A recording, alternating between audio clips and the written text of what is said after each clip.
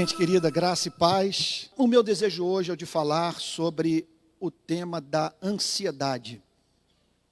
Alguém já se pegou ansioso, terrivelmente ansioso na vida? Pois bem, eu diria o seguinte, que não é o mal que pode ser circunscrito a pessoas neuróticas. Não se trata de uma doença meramente inconsciente ou relacionada com a fisiologia do nosso corpo. Algumas pessoas, portanto, mais propensas a se tornarem ansiosas do que outras. Veja só, é um problema de quem pensa. Só os idiotas não têm preocupações com a vida. Se você usa o cérebro, se você olha ao seu redor, se você para examinar os problemas que cercam a vida de pessoas que você conhece, os sofrimentos aos quais você e as pessoas que você ama estão expostos, você vai ficar ansioso. Nesse sentido, ler muito, pensar muito, é uma desgraça. É melhor não enxergar as coisas. É melhor não pensar. Contudo, tenho para mim que à luz do Novo Testamento, da mensagem do Evangelho de uma forma especial, o problema da ansiedade não é um problema de quem pensa, mas de quem pensa pouco. Quando pensamos no funcionamento da mente humana, à luz do funcionamento da mente iluminada pelo Evangelho de Jesus Cristo. O problema, portanto, para o Evangelho não estaria em pensar muito. O problema estaria em você pensar muito sem o Evangelho. Sem o Evangelho é melhor não pensar, mas com o Evangelho não há nenhum problema em você se tornar filósofo. Você pode ler o que lhe chegar às mãos. Por quê? Porque o Evangelho, ele representa para a vida daquele que crê na mensagem de Cristo uma armadura. Ele é chamado na carta aos Efésios de capacete da salvação, couraça da justiça, escudo da fé, espada do Espírito, bota que protege os pés, verdade que cinge os lombos, que dá firmeza à vida. Então, há uma passagem do Novo Testamento que é o locus clássicos do tema ansiedade. É o tratamento mais direto, mais objetivo, mais claro, iniludível, que a Bíblia inteira dá ao tema da ansiedade. E isso através da boca do Senhor Jesus. Então, uma passagem do Novo Testamento, que o Senhor Jesus trata deste mal do século, desse inimigo do funcionamento da alma humana, porque é um inimigo. Porque não há desgraça maior na vida do que você não viver o presente por conta dos arrependimentos referentes ao passado e das preocupações referentes ao futuro. A Bíblia nos chama para viver o presente, permitindo que o passado da nossa vida passe, porque servimos a um Deus perdoador e que nos oferece uma memória apagada, e olhando para o futuro, sendo capazes de dizer: bondade e misericórdia me seguirão todos os dias da minha vida, e habitarei na casa do Senhor para todo sempre. Venha o que vier, o que me aguarda é no mínimo melhor, porque até os cabelos da minha cabeça estão contados. Pois bem, então vamos ao texto. Sermão da Montanha, Mateus capítulo 6. Eu vou estar usando a Bíblia na Nova Almeida. Mateus capítulo 6, versículo 25. Todo mundo encontrou? Mateus capítulo 6, versículo 25. Ainda hoje cedo, o pessoal que lida com os vídeos da nossa igreja entrou em contato comigo e me perguntou qual vai ser o título dessa pregação. E eu pensei no seguinte título, que é o fundamento racional, teológico, para a cura da ansiedade. Veja só, cura substancial, porque não há fé que não seja sacudida por dúvidas. Não há crente que, por mais próximo de Cristo que esteja, que não passe nessa vida por crises que sacodem sua vida. O conceito de cura substancial foi tornado conhecido por um pregador americano de nome Francis Schaeffer. O que seria uma cura substancial? É uma cura real, porém não perfeita. Perfeição só na glória. Você querer passar por essa vida sem enfrentar problemas psicológicos, é você desejar viver a vida que os anjos vivem. A graça de Deus não nos desumaniza, não nos desnaturaliza. Concordo com Freud quando ele diz que nós não podemos botar sobre o ego pesos que ele não pode carregar. E você, portanto, se sentir culpado porque vez ou outra foi acometida por esse mal, é lançar sobre o seu espírito um peso insuportável. Contudo, é possível você sair vitorioso nessa batalha. É possível você provar de um nível de sanidade mental maior do que aqueles que não conhecem o Evangelho. É possível você ter paz. É possível você se pegar até mesmo rindo dos seus problemas. É possível você provar de uma paz que excede todo o entendimento. É possível. A Bíblia promete isso, e é isso que essa passagem nos ensina. Preste atenção. Mas desde que usemos o cérebro, não é questão de passe de mágica, não é questão de eu chamar você à frente, pegar um vidro de azeite e passar azeite na sua testa. A coisa não se resume a eu fazer um apelo para que você venha à frente, eu descer aqui do tablado e impor as mãos sobre sua cabeça. Não há cura para esse mal à luz das Sagradas Escrituras sem o uso do cérebro. Você tem que pensar, você tem que encarar o problema. Você tem que dar um nome a ele, você tem que enfrentá-lo. Você tem que divisar a dúvida e duvidar dela. É a única forma, portanto, de você provar dos efeitos emocionais, psicológicos, da compreensão do Evangelho. Mais uma vez citando Francis Schaeffer. Mostre-me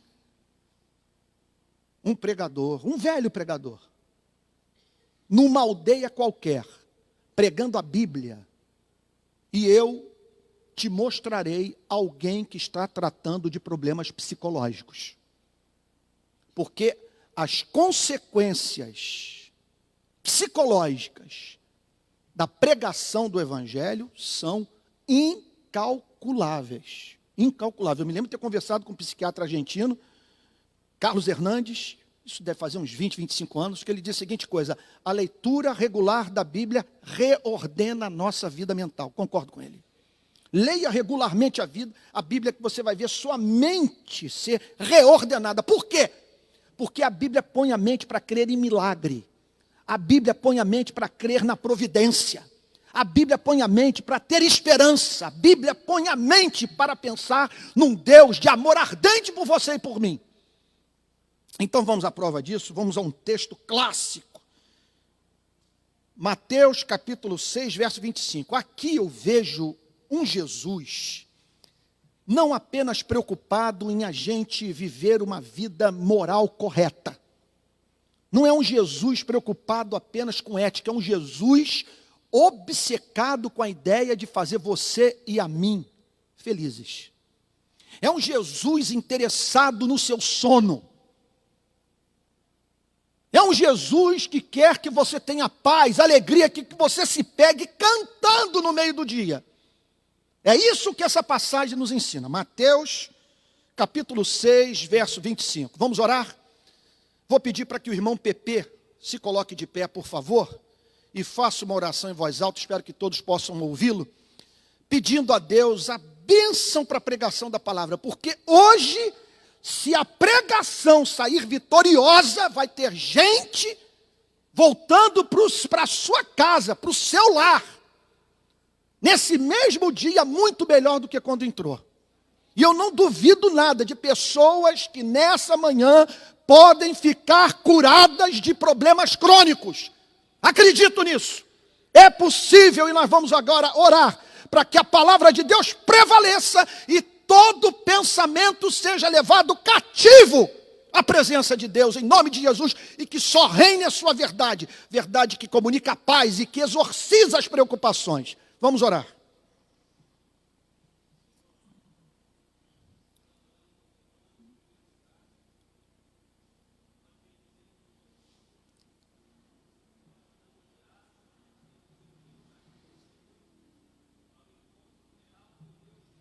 Amém, meu Deus.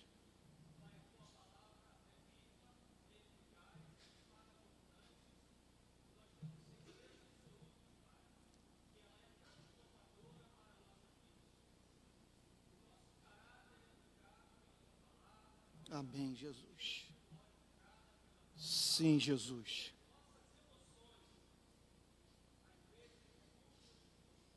Sim, meu Deus.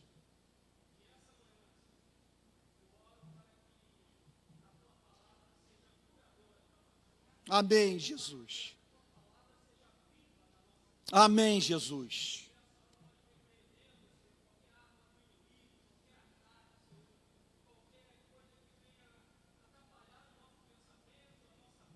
Amém, Jesus. Amém, Jesus. Amém, Jesus. Amém, Jesus.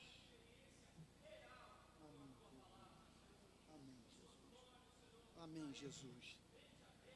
Amém, Jesus. Amém. Amém, Jesus. Amém, Jesus. Amém, meu Deus. Sim, meu Deus. Sim.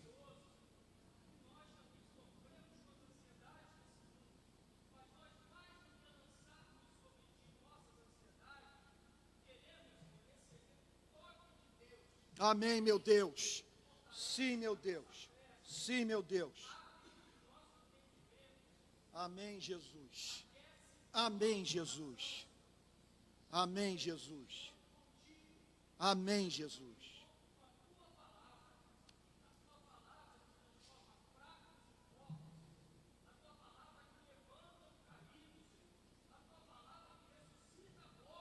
Amém, Jesus. Amém, Jesus. Amém, Jesus. Sim, meu Deus.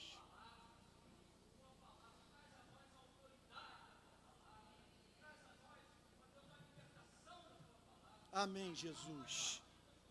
Amém, Jesus. Amém, Senhor.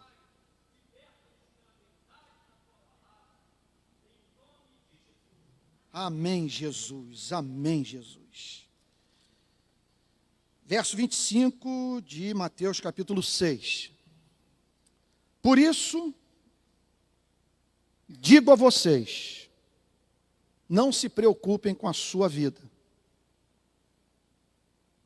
Note, por que uma declaração como essa? Não se preocupe com sua vida. Obviamente que o Senhor Jesus aqui não está falando sobre nos tornarmos temerários, não fazermos provisão para a nossa vida, não agirmos com prudência. O que ele está dizendo é que nós não podemos permitir que as preocupações da vida nos paralisem e nos impeçam de viver para a glória de Deus. Essa afirmação só pode ser feita porque se encaixa perfeitamente na visão de mundo na visão de mundo do Evangelho. Está entendendo o ponto? Isso é central. Jesus, se fosse um existencialista francês, ou alemão, um sartriano, por exemplo, um nietzschiano, jamais falaria nesses termos.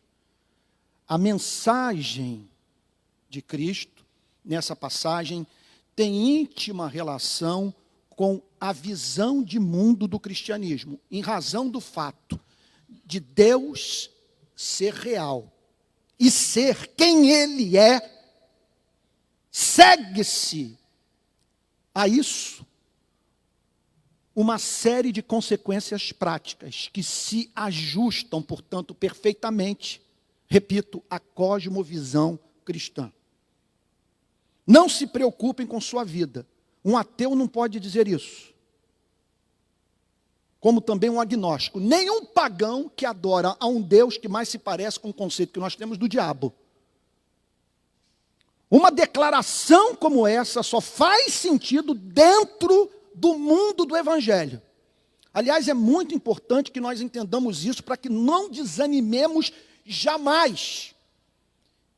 De modo que nada também nos roube o prazer de estar num templo cristão para ouvir a pregação da palavra de Deus.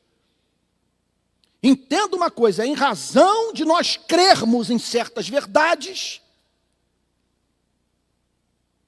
que administramos as nossas vidas à luz dessas mesmas verdades.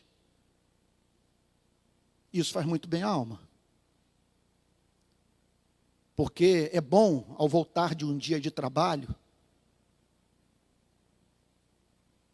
e ser recebido por um filho que salta no seu colo e o abraça e o beija, e você não ver um encontro como esse como mera reação química, inserida num evolucionismo cego que caminha por nada. A gente abraça o filho e diz aleluia, porque nós sabemos que aquele abraço tem um fundamento metafísico, há um ser infinito pessoal, que nos criou a sua imagem e semelhança, e que por isso, portanto, nos possibilita sentir o que ele sente. Remova o Evangelho e o que resta é reação química, sem o mínimo sentido. Só o Evangelho dá fundamento para a poesia. Sem o Evangelho não tem sentido você fazer poema para a lua, para o mar, para o amor da sua vida.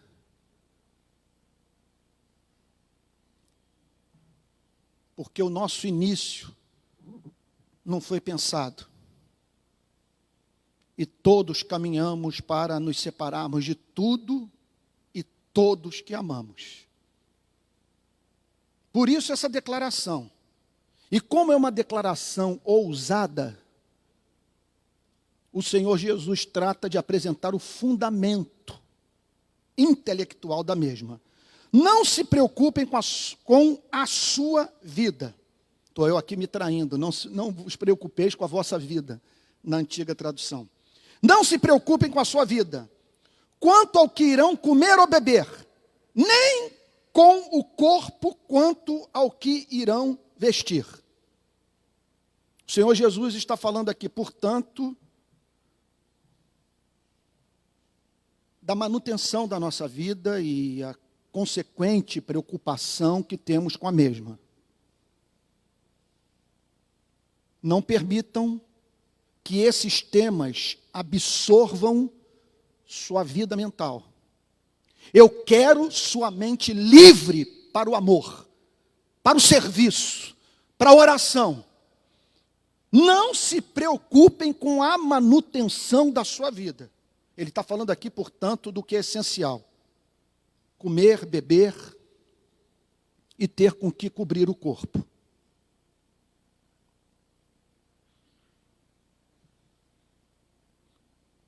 Justificativas, os motivos, a base intelectual do mandamento.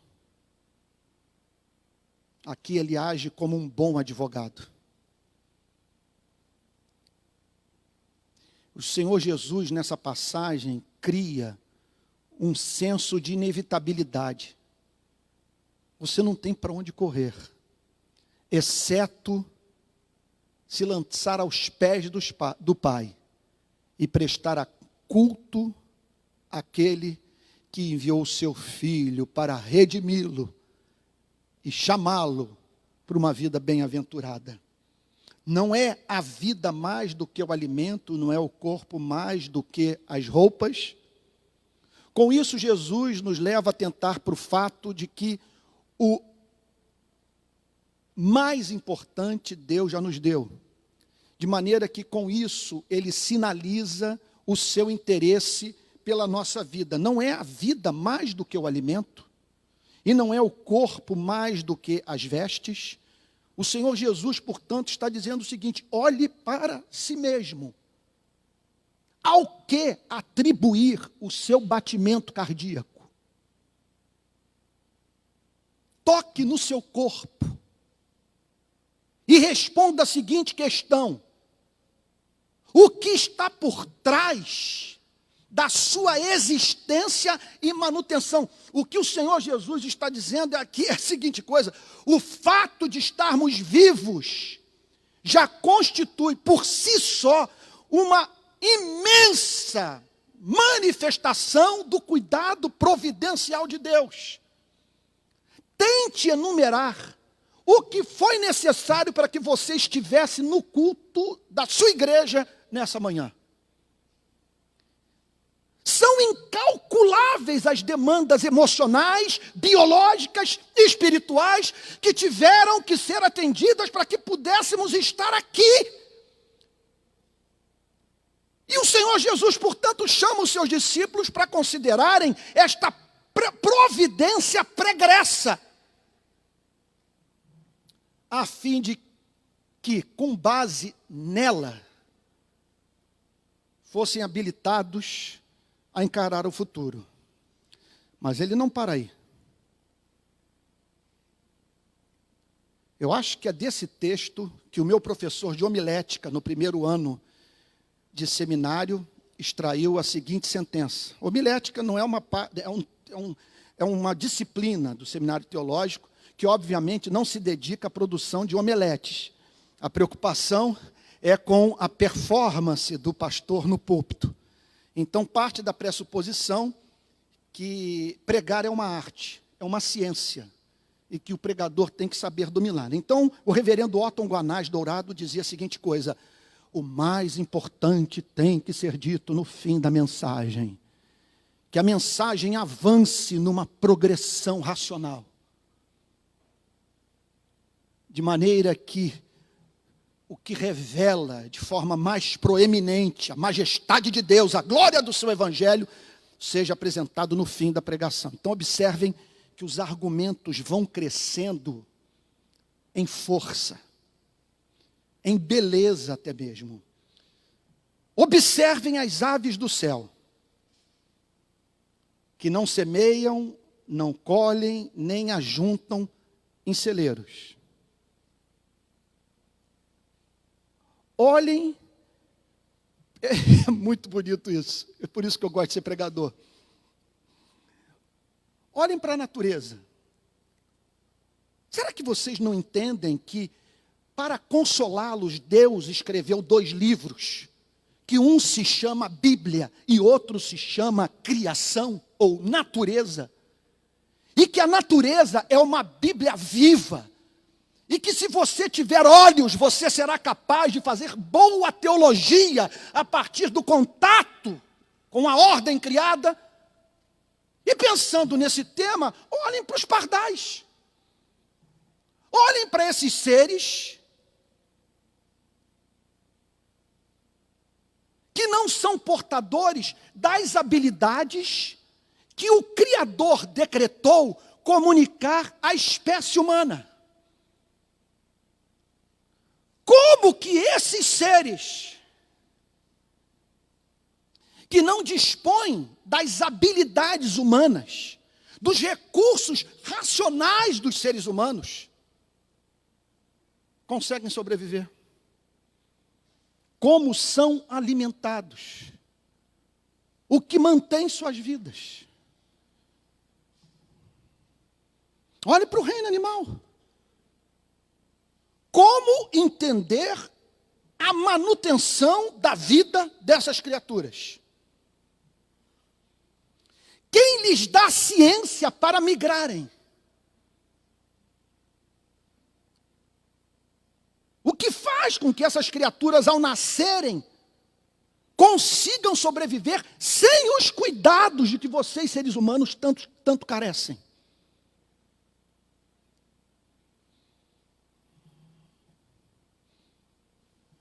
Ano passado foi um ano de prova para mim. Talvez nos últimos 10 anos eu não tenha sido tão provado quanto eu fui no ano passado. Outro dia eu enumerei quase 10 provações pelas quais eu passei em 2018. A pior delas, a perda da Magna, que trabalhava lá em casa. Disparado. Interessante, eu abro um parênteses aqui.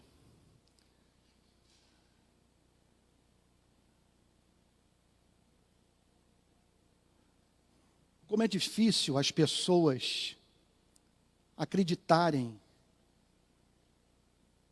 que você seja capaz de amar uma empregada doméstica.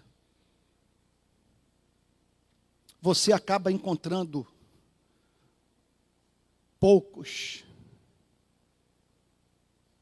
preocupados com seu estado emocional, interessados em consolá-lo, a partir da percepção de que você perdeu alguém que lhe era muito especial.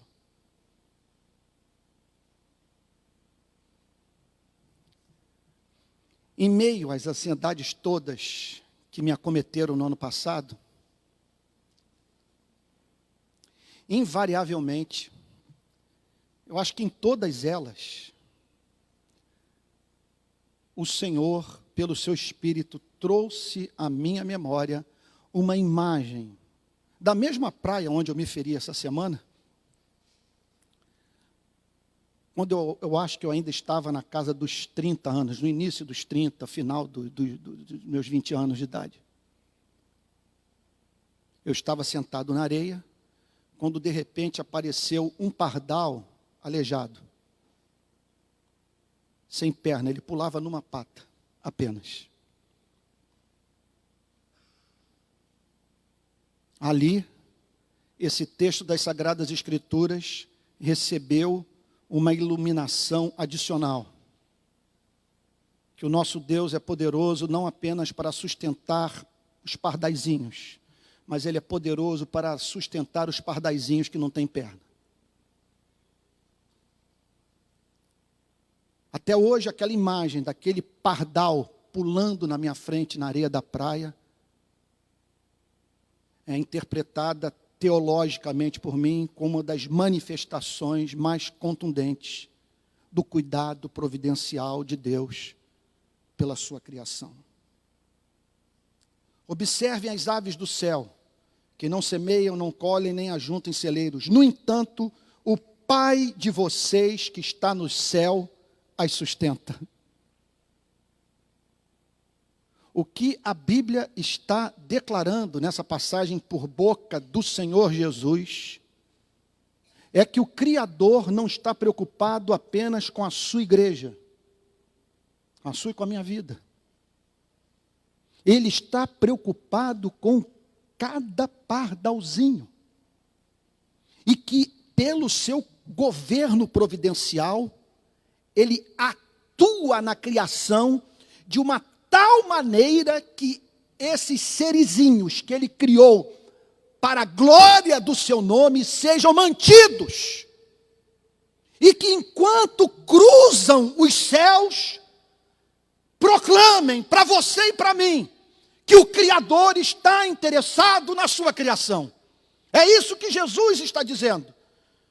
Que cada pardal, cada gaivota, que cada pássaro, que a providência divina põe diante dos seus olhos, que seja uma Bíblia aberta, com esse mesmo Deus dizendo: eu sou o seu pastor e nada lhe faltará.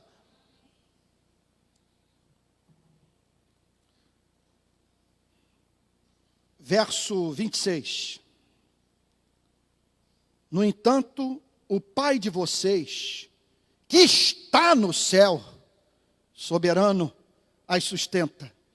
Será que vocês não valem muito mais do que as aves? O que ele está dizendo é que o amor de Deus pela sua criação é meticuloso. Por isso que nós devemos tratar bem os animais. Ele ama esses serizinhos que foram criados para a revelação do seu amor pela humanidade, da sua glória, da sua sabedoria, do seu poder. E deles cuida. Mas a Bíblia nos ensina nessa passagem que há uma hierarquia de valor na ordem criada. Nem todos os seres têm o mesmo valor. É por isso que quando passamos com o carro por cima de formigas, nós não perdemos noite de sono. Mas o atropelamento de um cachorro pode marcar a nossa vida para sempre. Porque nós vemos esses animais como os nossos amigos mais chegados. Pois bem, é assim que Deus vê a vida. Os seres humanos, em razão de carregarem no seu ser as insígnias, as marcas, as características do Criador, são tidos por Ele como seres possuidores de especial valor. Portanto, o que o Senhor Jesus está dizendo nessa passagem é que Ele cuida de você em razão do seu valor. É por isso que nós não podemos chamar ninguém de tolo. Por isso que a Bíblia diz que nós, se chamarmos alguém de louco, nós corremos o risco de perder a alma. Se essa for a característica da nossa vida, viver para insultar pessoas. Porque tocar no ser humano, ainda que ele seja adepto da religião que lhe cause mais repugnância, ainda que as suas escolhas pessoais sejam escolhas que você jamais faria para si mesmo, tocar nesses seres é tocar na menina dos olhos de Deus. E em razão deste valor, esse mesmo Deus que cuida dos pardais, haverá de cuidar da minha e da sua vida. Verso 27. Quem de vocês, por mais que se preocupe, ele está pensando aqui, o Senhor Jesus, em alguém verdadeiramente preocupado com um filho, 2h da manhã, andando pelas ruas do Rio de Janeiro. Ele está pensando em alguém que está nesse momento olhando para a economia do Brasil e perguntando, vai dar certo ou não vai? Será que minha empresa vai entrar nessa quebradeira toda dos governos anteriores? O que me aguarda?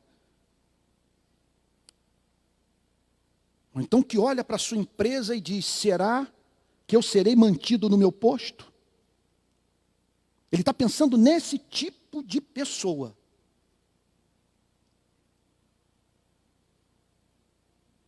Quem de vocês, por mais que se preocupe, pode acrescentar um côvado ou 44 centímetros? Aqui a versão nova manteve essa medida de comprimento em razão do fato de não haver outra. 44 centímetros. Por isso que vem na nota de rodapé dizendo, um côvado representa 44 centímetros. Quem de vocês, por mais que se preocupe, pode acrescentar um côvado, 44 centímetros ao curso de sua vida? O que ele está dizendo é que não está em nosso poder a duração da nossa vida nesse planeta. O Senhor Jesus está aqui fazendo eco à mensagem do rei Davi no Salmo 139. Todos os nossos dias foram escritos e determinados quando nem um deles havia ainda. Ele está dizendo, portanto, que as nossas preocupações não prolongam o nosso tempo de vida.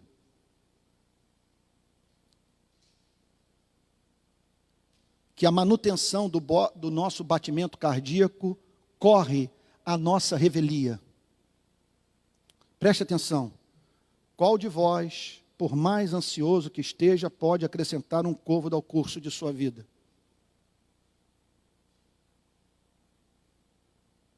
Isso ficou muito forte para mim quando o Arthur Maia, baixista, amigo meu de Niterói, morreu recentemente.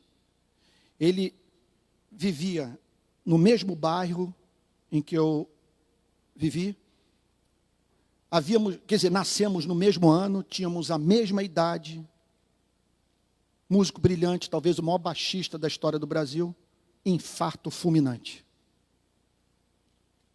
Aí eu pergunto, por que ele e não eu? Uma coisa é certa.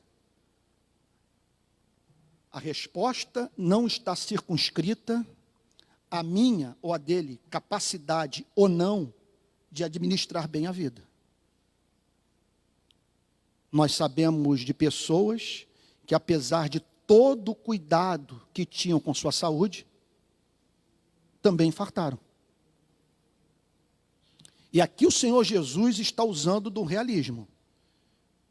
Ele está dizendo a seguinte coisa, se é para você ficar preocupado, então encontre um motivo para você se desesperar que seja verdadeiro. Porque a maior preocupação que você tem, na verdade é o seguinte, a raiz de tudo,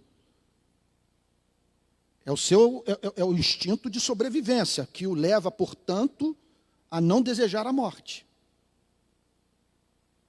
Você quer preservar a sua vida e a vida daqueles que você ama. Só que nenhuma coisa, nem outra, está sob o seu poder. O que ele está dizendo aqui é o seguinte, ou você crê ou você enlouquece. Qual de vós, por ansioso que esteja, pode acrescentar 44 centímetros, pode acrescentar um dia a mais ao curso de sua vida? Que garantia eu tenho de que até o final do ano eu estaria aqui pregando para vocês? Zero. Zero. Meus filhos podem ficar órfãos de mim e a igreja ter que escolher um outro pastor titular. Se minhas preocupações não são capazes de dar conta de um tema do meu interesse pessoal como esse, a manutenção da minha vida nesse planeta, por que me desesperar quanto às demais coisas? Verso 28. E por que se preocupam com o que vão de vestir? Observem como crescem os lírios do campo. Eles não trabalham nem fiam. Eu, porém, afirmo a vocês que nem Salomão, em toda a sua glória, se vestiu como qualquer deles. Ora, se Deus veste assim a erva do campo, que hoje existe e amanhã é lançada no forno, não fará muito mais por vocês, homens de pequena fé? Meu Deus! Ele agora tira os olhos dos seus discípulos do Antigo Testamento. Ou os leva, a partir do Antigo Testamento, a considerarem esse outro livro. Agora, quero que vocês se dediquem à botânica. Olhem para os lírios. Olhem para essas flores que ornamentam jardins, trazendo para os dias de hoje, que são fotografadas, inspiram artistas plásticos, que comovem a noiva. Olhem para elas, com toda a sua glória, com toda a sua visibilidade, que vocês tanto procuram. Se Deus confere dignidade ao que hoje existe e amanhã serve para assar o pão, quanto mais o Criador estará preocupado em lhes dar dignidade de vida a vocês. Aí é interessante.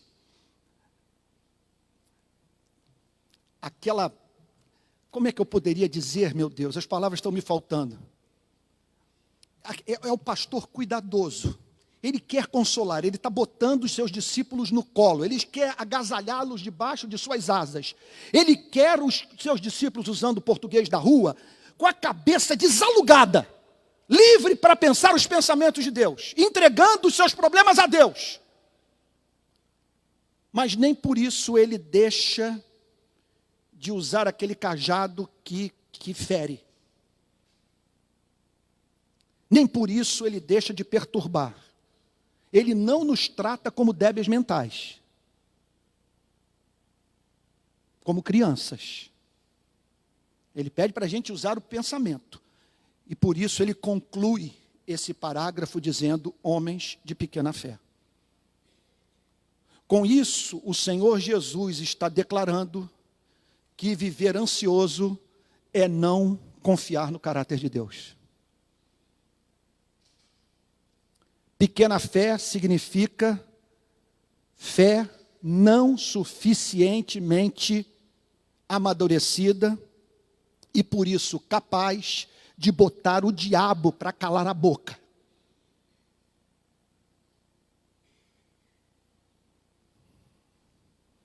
Porque a verdadeira fé funciona como escudo que protege o coração. A verdadeira fé funciona como espada que põe o inferno para correr. Então, a partir dessa fé, você pode entrar em diálogo com todo o pessimismo da filosofia ocidental moderna. Você pode ver todos os filmes. Você pode escutar todos os lamentos. Você pode, por exemplo, ouvir aquela canção antiga do Kid Abelha, não sei, muitos aqui talvez não se lembram, não tenham nem nascido na época, Lágrimas e Chuva. Já ouviram essa música? Lágrimas e chuva, molho os vidros da janela, mas ninguém me vê. O mundo é muito injusto, eu vou contando os meus problemas que eu quero esquecer. Será que existe alguém, algum motivo importante que justifique a vida, ou pelo menos esse instante? Que desespero. Vocês já ouviram Roda Viva de Chico Buarque? Como que tudo muda. E vem essa roda viva que carrega o destino, a nossa revelia. Mas quando eu estou munido dessa fé, Satanás em pessoa pode se materializar diante de mim, me apresentar todas as razões do inferno, que eu mandarei de volta para o inferno, porque eu tenho algo que serve de fundamento para a minha paz, o amor inabalável do Pai de Jesus Cristo, que cuida dos lírios e dos pardais. Então Jesus aqui acrescenta uma dimensão moral para a ansiedade. Ele está dizendo o seguinte: isso aí não é apenas problema psicológico. Isso é problema moral, é problema espiritual.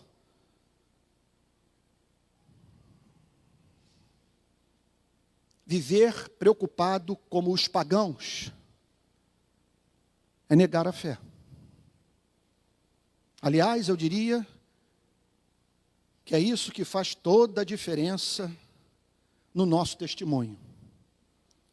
O seu vizinho não ficará impressionado com o seu cristianismo se o vir saindo do, sei lá,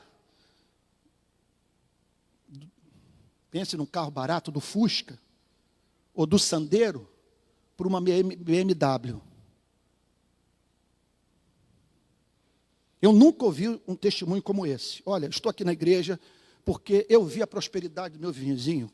Sabe, quando eu percebi ele andando com um BMW, quando eu vi mandando os filhos para estudarem na Suíça, eu falei, eu quero esse Deus. Em geral, o que mexe com as estruturas dessa gente é perceberem que onde os seres humanos saem derrotados, o crente sai vitorioso. São os efeitos psicológicos dessa fé. Vamos assim dizer, a sobriedade que ela nos dá. Vou mais longe. Essa fé faz com que a gente não se comporte como marica. Essa fé nos mantém no nosso posto. As palavras dos morávios para John Wesley. Lá estavam eles, eu já contei essa história em outras ocasiões para vocês, na travessia do Atlântico, da Inglaterra para os Estados Unidos. O barco quase indo a pique, uma tempestade terrível. John Wesley olha lá para a ponta, por um lugar onde, que expunha, que tornava as pessoas muito mais vulneráveis. E ele encontra um grupo de morávios com seus filhos, louvando a Deus, provando da paz que excede todo o entendimento. E o próprio Wesley conta que se aproximou daqueles irmãos e perguntou, vocês por acaso não estão com medo? Ao que um deles tomou a palavra e disse, o senhor por acaso conhece Jesus Cristo? Por isso Jesus diz, homens de pequena fé. Por isso que eu diria o seguinte para vocês. Digo isso para mim mesmo. Agora vou entrar aqui na pregação calvinista pura. Fé não depende de quem quer nem de quem corre. É dom conferido pela graça soberana de Deus. E se você foi objeto desse dom, você já ouviu alguém dizer, eu gostaria de ter sua fé? Caia de joelhos, porque isso é dom. Ter esperança é um dom. E se é a fé, que serve de alicerce para a sua sanidade mental, trate dessa fé com carinho. Não se envolva com pornografia. Não vá assistir filme, peça, que não edifiquem. Você não tem tempo para isso. Não leia essas revistas que vão falar sobre com quem o ator teve relação e um novo filho, ou de quem se divorciou. Você não tem tempo para isso. Então a primeira coisa, acordou de manhã, vai ler esse livro. Se necessário for, antes de escovar os dentes. Leia esse livro. Mergulhe nele, deixe esse livro fazer parte de você. Leia boas biografias, história dos santos de Deus. Não abra mão da ceia do Senhor. Não abra mão dos cultos de adoração a Jesus Cristo. Eu nunca vi crente que, por mais maduro que tenha se tornado, que estivesse em condição de abrir mão desse exercício humilde de você sair de casa e participar de um culto de adoração a Jesus Cristo, ouvir alguém falando em nome de Jesus. Mostre-me um que esteja frutificando, que tenha uma vida feliz e bem-aventurada, sem igreja.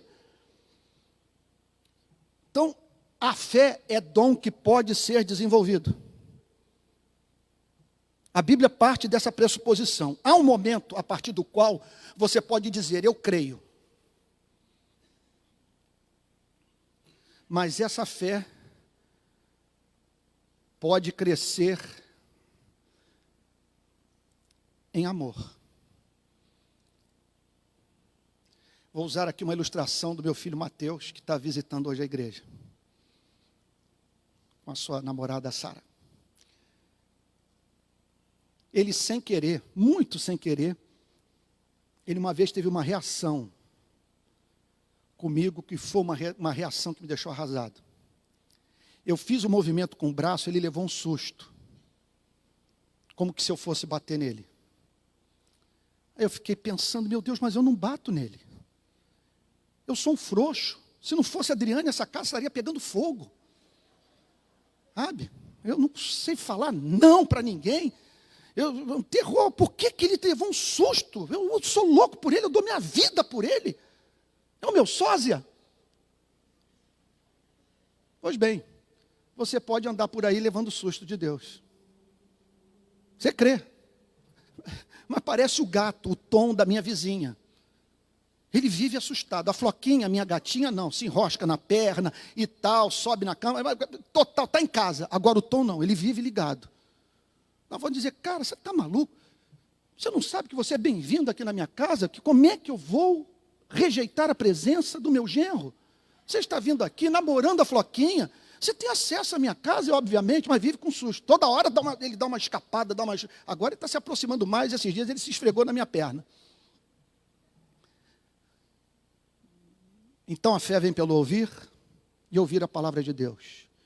E preste atenção, é um dom, repito, do qual a sua sanidade mental depende. Exceto se você for suficientemente idiota para não usar o cérebro. Mas se você usa o cérebro, eu diria o seguinte, não faça sem fé. Não dá para pensar sem fé. Essa semana eu falei isso para uma pessoa. O que você está me dizendo aí? Ela me apresentou uma fieira de problemas. Eu falei, olha, eu penso igualmente. Eu fiquei pensando, as desgraças da vida, as injustiças, eu não aguento mais ver a corrupção no Brasil, eu também não. Mas tem uma única palavrinha que impede você e a mim de enlouquecer, chama-se fé. Eu creio na providência de Deus, eu creio no governo soberano de Deus, eu creio no cuidado de Deus pela minha vida, eu creio que todas as coisas cooperam para o bem daqueles que o amam, e que foram chamados segundo o seu propósito.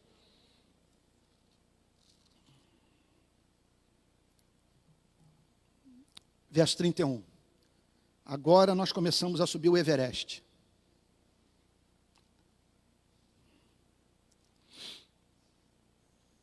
Agora ele nos tira da natureza e nos traz para a Bíblia pura, para a verdade não revelada pelos lírios e pelos pássaros, mas revelada pelo Pai, através dos seus profetas. E naqueles dias, através de sua própria vida. Portanto, esse portanto é bem paulino. Portanto, em razão de Deus ser assim, o segredo da vida é você usar portanto. É você usar esses conectivos, essas conjunções adversativas que estão na Bíblia. É você pensar em termos de, se eu creio nisso, de que modo eu deveria viver? Em partindo do pressuposto de que isso é verdadeiro, como devo administrar a minha vida? Portanto, não se preocupem dizendo que comeremos. Essa não é a pergunta do discípulo. A nossa pergunta é quem amaremos? Quem serviremos? E não que comeremos? Que beberemos? Ou com que nos vestiremos? Observem, mais uma vez, aqui, presta atenção, é um pastor apaixonado pelas suas ovelhas. O desejo dele é que seus discípulos sejam felizes, mas nem por isso ele deixa de tratá-los como homens. E mais uma vez, ele vai direto ao ponto, sem a mínima preocupação de escandalizar, ou julgando que ele tem que adotar uma linha de aconselhamento, vamos assim dizer, que jamais diz a verdade, que jamais confronta. Está tratando pessoas, repito, como se elas fossem imbecis.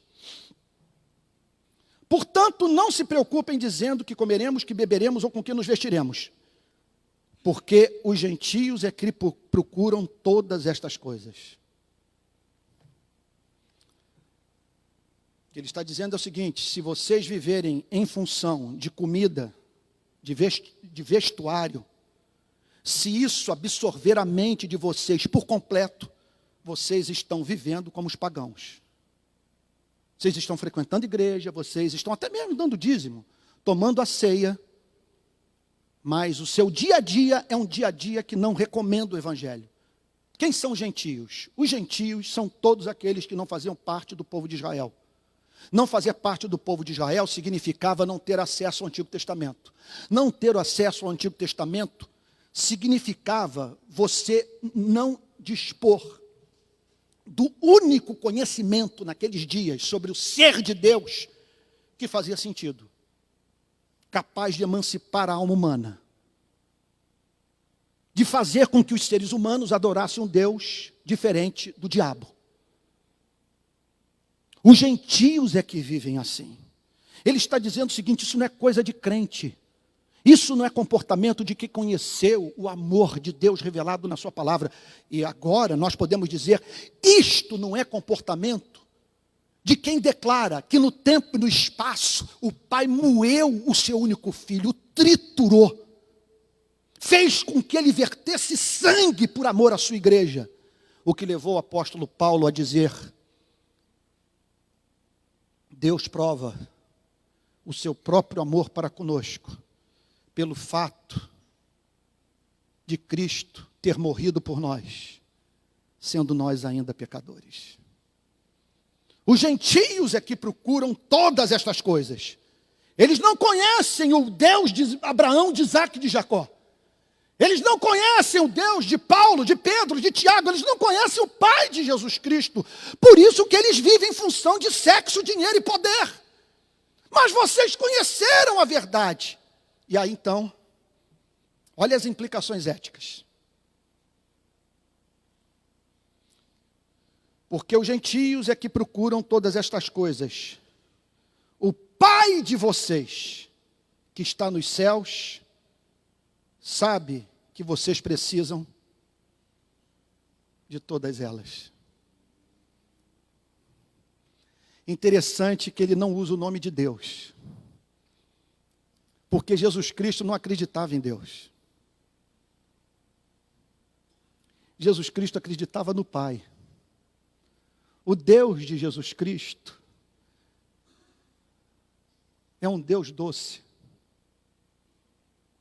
amoroso, misericordioso. Para Jesus Cristo, a palavra de Deus não dá conta do nosso espírito. Não é, como disse C.S. Lewis, a fé em Deus que nos traz esperança, mas a fé no Deus cristão, a fé nessa espécie de Deus que Jesus Cristo nos ensinou a chamar de Pai. O Pai sabe, olha lá, sabe o quê? Sabe que vocês precisam de todas elas. Conhece as suas necessidades. Na verdade é o seguinte: conhece não apenas os seus desejos, mas as suas necessidades. Porque você pode estar morrendo por não satisfazer um desejo, sem cujo cumprimento você poderia viver muito bem. Ele conhece desejos, mas ele conhece necessidades.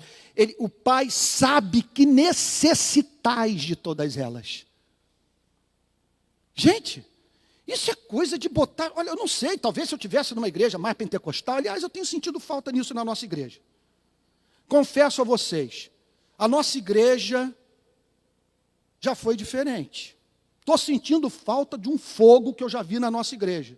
Porque, olha, eu prego no país inteiro, quando eu falo sobre essas coisas, as igrejas vêm abaixo. Não estou dizendo que você tem que se levantar, tem que sapatear, tem que levantar as mãos. Mas isso é coisa que foi dita para te encantar. É para comover. É para você dizer, louvado seja o seu nome, porque a alternativa a isso é o inferno. A alternativa a disso é eu ter que usar droga manhã, tarde e noite, para dar conta da minha alma e do que eu penso.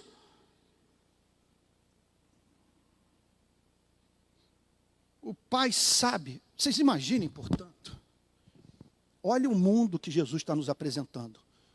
Você imagine, um ser que é só amor, olhando para criaturas que lhes são especiais e de antemão sabendo o que elas necessitam. O que Jesus está dizendo é o seguinte: é impossível que suas necessidades não sejam supridas por Ele.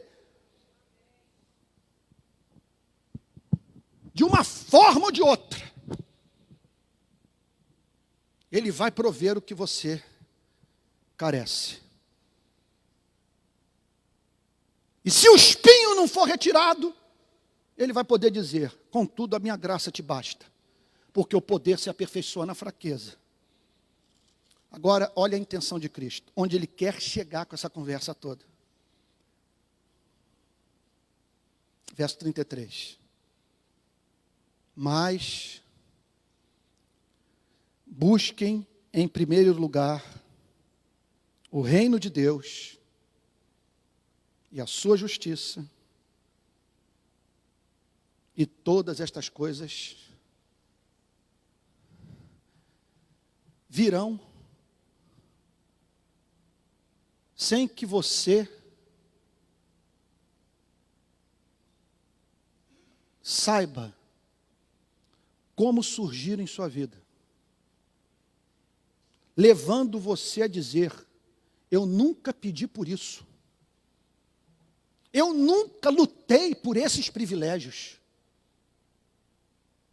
jamais pensei em receber tratamento tão generoso como esse. Com a intenção de Cristo, todos com a cabeça desalugada, esquecendo-se de si mesmos e pensando em Deus e no próximo. Ele está dizendo que se você se preocupar com o que preocupa a Deus, Deus se preocupará com aquilo que preocupa você. É isso que ele está dizendo. Ele está dizendo a seguinte coisa: se você se preocupar, investir, em dar de comer, em dar de beber, Deus estará preocupado em vesti-lo, alimentá-lo e saciar sua sede. Ele está dizendo o seguinte: se você romper com a mesquinhez e incluir os interesses do próximo nos seus interesses pessoais, você verá esse Deus o tratando da mesma maneira como você trata pessoas que cruzam o seu caminho. Esse é o chamado.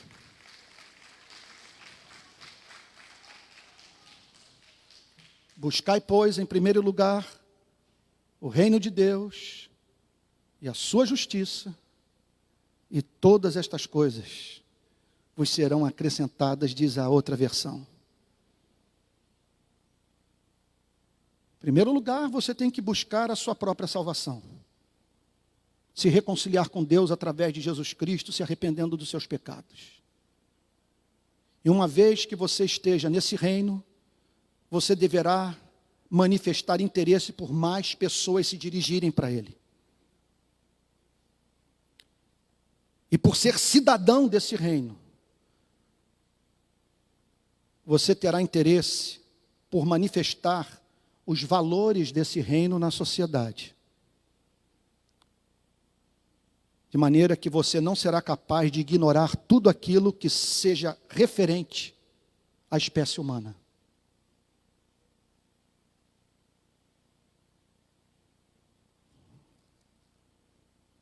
Verso 34. Aqui terminamos. Portanto, conclusão final, aplicação prática. Portanto, não se preocupem com o dia de amanhã. Isso é mandamento. Não se preocupem com o dia de amanhã.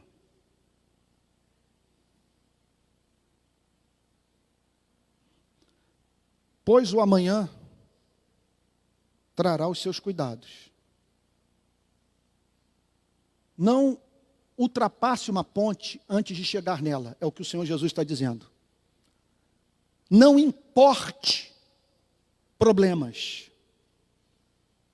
Não se preocupe com aquilo que não acontecerá em sua vida. A desgraça que você teme e que não vai o alcançar. Agora, viver, ele está dizendo aqui, é pedreira. Quando esse dia chegar, virá no seu pacote preocupações, que ele chama aqui de cuidados. São os cuidados que você tem, movido, é claro, pelo seu instinto de sobrevivência. São os cuidados do amor. Amor por si mesmo, amor por pessoas que o cercam. E ele está dizendo a seguinte coisa: não espere passar por esse planeta sem lutas, sem tentações, sem provações, sem cuidados.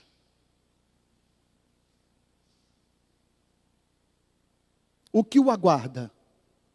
Lutas. Mas que estão inseridas dentro desse universo de um pai de amor ardente que cuida de passarinho, que cuida de Margarida e que cuida de você e de mim. Pois o amanhã trará os seus cuidados, basta ao dia o seu próprio mal. Com isso ele está declarando: não torne a vida mais difícil do que já é. Já basta você ter que viver num mundo injusto como esse. Já basta você conviver com tanta hipocrisia, com tanta desigualdade. Já basta viver num mundo onde forças demoníacas operam.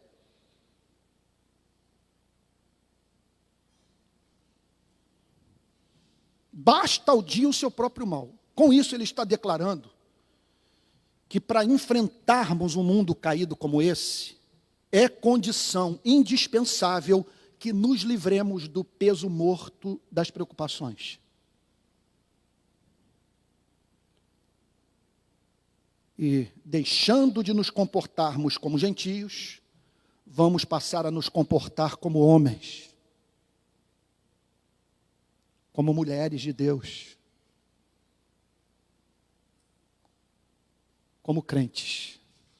Eu diria que se há uma vida digna de ser considerada como tal, é essa que o Senhor Jesus propõe no Sermão da Montanha. O que a caracteriza? Paz. Que me permite ter energia para buscar, em primeiro lugar, o reino de Deus e a sua justiça. Vamos nos colocar de pé e orar?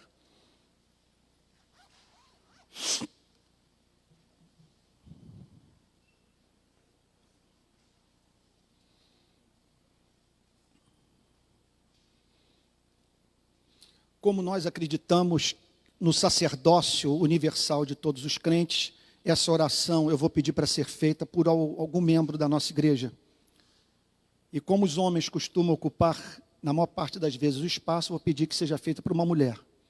E vou pedir para que essa irmã venha aqui à frente, usar o microfone, para orar no sentido de que Deus, agora, aplique a sua palavra no nosso coração. A palavra foi compreendida pela mente, espero.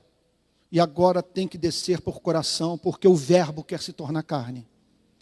Então vou pedir para a irmã, a Kátia, pode vir aqui à frente, Kátia, irmã, esposa do presbítero Tony, com quem eu convivi bastante nos últimos dias, para que ela ore pela igreja, ore, porque é um mal do século. Não, pessoas estão, pode vir aqui à frente, Kátia, queria subir aqui, porque pessoas estão superlotando consultórios, estão buscando coaches, por conta de um problema cuja solução é teológica. Nós vamos orar então com a irmã Kátia, pedindo que Deus nos cure nessa manhã, em nome de Jesus. Pai Santo, é com temor e temor, Senhor, que nos dirigimos a Ti, ó Pai. Obrigada porque o Senhor é um Deus poderoso, um Deus que nos ama, um Deus verdadeiro, um Deus real, um Deus que tem nome, Senhor, e que conhece o nosso nome, conhece a nossa dor, conhece as nossas famílias, conhece os nossos filhos, conhece o nosso trabalho, o que enfrentamos, Senhor. Por isso, nessa manhã, eu quero pedir para que o Senhor possa, como o pastor Antônio falou, estar aplicando, Senhor, nas nossas vidas, a Tua palavra santa, doce, misericordiosa, que foi escrita, Senhor, para nos dar alento, para nos dar direção na nossa vida, Senhor. Transforma-nos, Senhor, que seja um novo ano, Senhor, que seja um novo momento para a nossa igreja, para as nossas vidas, para as nossas células, ó Deus, para as nossas escolas dominicais, dominical de infância, Senhor. Muito obrigada, Senhor, por cada um que se levanta aqui para trabalhar na Tua casa, ó Deus. Pai, conforta o coração dos nossos irmãos, Senhor, que estão aflitos, cansados, Pai. Que possamos ter em Ti, Senhor, aquele a quem nós dividimos os nossos anseios e preocupações, Senhor, sabendo que o Senhor cuida de nós. Sabendo que, Senhor, Tu és aquele que acalma o mar, Senhor, o mar da Galileia. Deus, muito obrigada pelos privilégios que temos tido nas nossas vidas, ó Pai.